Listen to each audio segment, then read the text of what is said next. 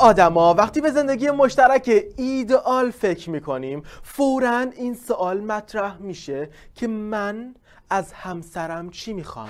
همسرم باید چطور باشه که من خوشبخت باشم؟ اما من میگم اگه این سوال رو چپکی بپرسیم بیشتر به زندگی مشترک ایدئال نزدیک میشیم. اما نه این چپکی، نمیخونیم متن قبل برنامه. اینکه همسرت ازت چه انتظاراتی داره کاریه که عملاً از دست تو برمیاد و امروز روی صحبتم با آقایونه. همسرت از تو چی میخواد؟ یه دختر 20-25 ساله یا بیشتر تو خونه مامان باباش نازنازی بزرگ شده، یعنی حلواش کردن دختره رو. این دختر بعد از 20-25 سال میاد خونه شوهر، بعد مرد محترم مذکور ایشون رو منزل صدا میزنن، یا خانواده یا مامان بچه ها. تو وقتی شریکی با یه نفر شرکت میزنی، بعد تازه هیچ دوستی و مهر و محبتی و پایبندی هم خارج از شرکت به هم نداریم. فرض کن جلوش یه نفر بهت زنگ بزنه، آره با دفترم هستم، با این شرکت هم. نه اصلا شرکت رو بی خیال، همون آقاهه با اون مردم. یعنی همسرت از شریک کاریتم ازت دورتره، یا اینکه نیاز به محبت و احترام از طرف تو کمتر داره، یا چی؟ حتی یه بار اتفاق نیفتاده که پیامبر علیه السلام همسرانش امهات المؤمنین رو خونه صدا بزنه یا حتی زن صدا کنه، بلکه برعکس ام المؤمنین عایشه رو صدا میزدن یا عایش، یعنی با ناز صدا میزدن، با عشق، با محبت میفرمودند. اینه الگوی ما علیه السلام. زن حتی اگر به بالاترین درجات علمی و عقلی هم برسه، از نظر احساسات کودکه، نیاز به محبت داره، نیاز به احترام همراه با عشق داره. پس اولین چیزی که همسرت ازت میخواد قبل پول و خونه و ماشین محبته. بریم پله بعدی. همسرمون دیگه ازمون چی میخواد؟ یکی از مشکلاتی که خود مردا ازش شکایت دارن چیزی که خودشون یکی از اسباب اصلی به وجود اومدنش هستن. چرا همسرم میره پیش این و اون شکایت میکنه؟ چرا حرفای تو خونه رو میبره بیرون خونه؟ چرا رفته با مرد غریبه از مشکلات خونه صحبت کرده؟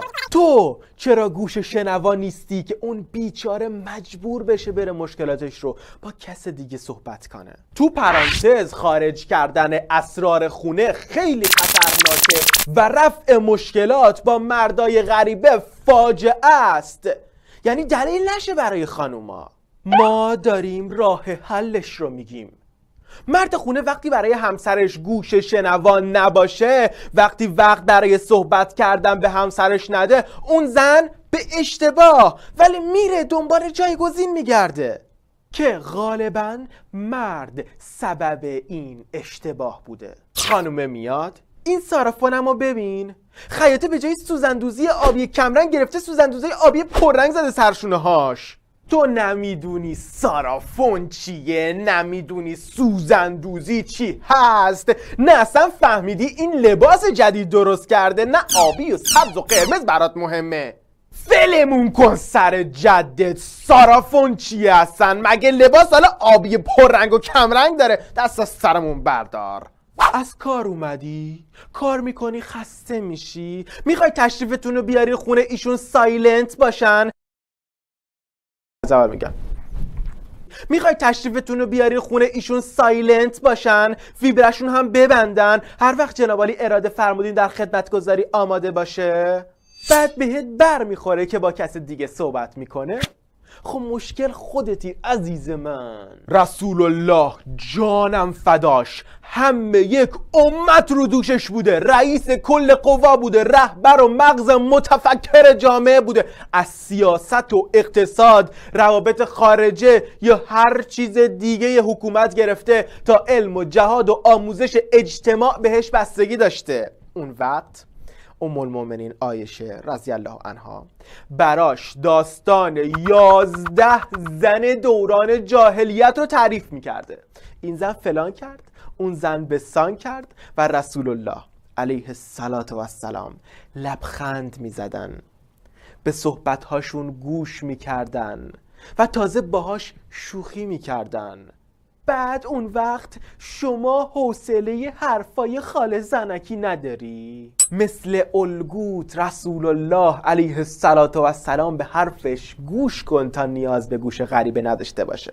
قرار نیست که همش خون جلوی چشاتو بگیره که چه معنی داره زن مشکلات داخل خونه رو به خارج خونه بگه. قدرت تو از اینجا انتقال بده به اینجا. شاید حرفاش برات همچین جذابم نباشه، اما گوش کن.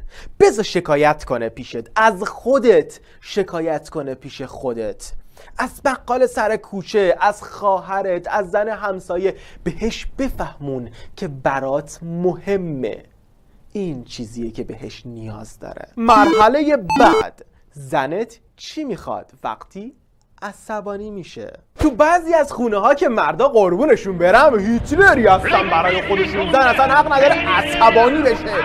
عصبانیت رو صدا بلند کردن فقط واسه مرداست، اصلا چه معنی داره؟ من تو اداره پامو میذارم زمین، همه مثل سیخ وای میستن، 100 تا گنده تر از تو زیر دستمن، حالا صدا تو برای من میاری بالا؟ سیفه. اون بود که میگفتم رهبر کل جامعه بود که کل مجتمع براش خون و مال و زندگیشون رو فدا میکردند. یادته که علیه السلام همسرش ازش عصبانی میشه. بشر بودن، زندگی میکردن. همسر رسول خدا علیه السلام عصبانیه. دست کی؟ از دست محمد مصطفی. محمد علیه السلام به امتش داره آموزش میده که چیکار کنید وقتی همسرتون عصبانیه.